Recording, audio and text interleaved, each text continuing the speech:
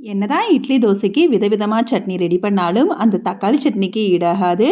Idli தோசைனாலே chutney ரெசிபீஸ்ல first இடம் பிடிக்கிறது தக்காளி சட்னி தான். ஸோ அந்த அளவுக்கு ரொம்பவே டேஸ்ட் குடுக்கும் இட்லி தோசைக்கு. தக்காளி சட்னிய ஒவ்வொருத்தவங்களும் ஒவ்வொரு டிஃபரண்ட் ஸ்டைல்ல வந்து குக் பண்ணுவோம். ஸோ ஒவ்வொரு நேரம் ஒவ்வொரு டேஸ்ட்ல அது தெரியட்டும் அப்படிங்கிறதுக்காக.